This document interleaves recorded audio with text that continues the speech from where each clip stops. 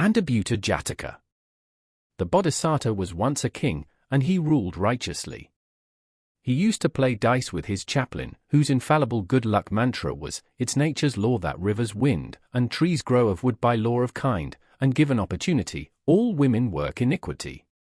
Tired of constantly losing money to the Bodhisattva, the chaplain devised a plan to extinguish the mantra so he could win games and get rich.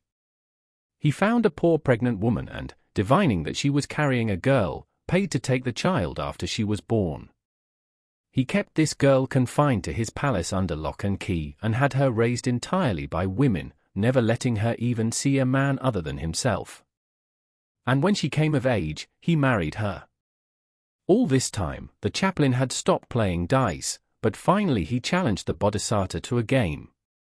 After the Bodhisattva sang his mantra, the chaplain uttered, "Except for my girl," at the end, and he won. The Bodhisattva now knew there was a virtuous woman locked up at his chaplain's home, so he hired a clever young scamp to corrupt her. Knowing that the chaplain sent his wife's servant out daily to buy perfumes and flowers, the scamp used the Bodhisattva's money to open a perfume shop near the chaplain's house. One day as the servant passed by, the scamp rushed out of his store, threw himself at her feet, and cried out, "Oh mother, where have you been all this time?" His friends aided the lie by remarking emphatically how similar the two looked, and eventually the servant was convinced. The two embraced and discussed their lives. The servant told her son about the beautiful woman she cared for, and he promised to give his mother all the flowers and perfumes she wanted for free. The servant returned home with so many flowers and perfumes that the chaplain's wife asked what she had done to please her husband. She explained that she was not spending more money, she was now getting things from her son instead of the regular shop. After a few days, the scamp feigned illness.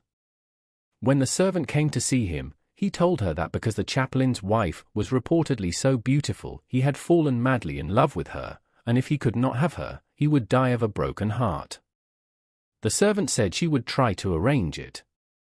When the servant told the chaplain's wife about her son's infatuation, she agreed to meet him if he could be smuggled into her room. From this point on, the servant pretended to be clumsy when she returned to the palace, spilling dust on the guards when they searched her. The guards grew tired of her accidents, and eventually they all stopped inspecting her baskets. Then she had the scamp hide in a flower basket and she carried him up to the young wife. She was glad for the company, and they fell for each other right away. He stayed for several days, hiding when the chaplain was at home. Eventually, the chaplain's wife told her new lover he must leave and he agreed, but said he wanted to hit the chaplain first. She liked the plan, so when her husband next came to her room, she told him she wanted to dance while he played the lute. But he needed to cover his face because she was shy, and he agreed. While she danced, she told her husband she had the urge to hit him once on the head. Again he agreed, since he was an idiot, and the scamp snuck up and whacked him so hard it hurt his eyes and left a bump on his head. His wife took off his blindfold and rubbed oil on his bruises. And when the chaplain left, the scamp went out of the palace the same way he got in, and he immediately told the Bodhisattva all that had happened. The next time the chaplain took a game of dice with the Bodhisattva and added his, "except for my girl," he lost. The Bodhisattva mocked his chaplain for believing that any woman could be trusted to be faithful to just one man and revealed his scheme with the scamp, including what had really happened when he was blindfolded. When the chaplain confronted his wife over her wickedness, she denied everything and said she would brave the ordeal of fire to prove she was telling the truth.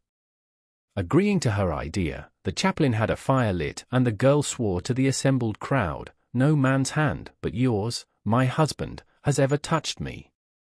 I call on the truth to protect me from this fire." Before the ceremony, she had ordered her servant to tell her lover to grab her hand just before she walked into the flames. And when the time came, he ran up to her, seized her hand, and condemned the chaplain for forcing her to do this.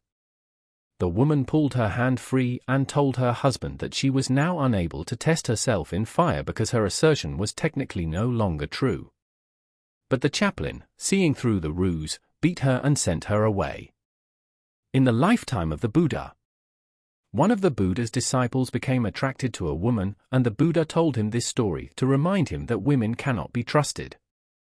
The Buddha did not identify any earlier births other than his own.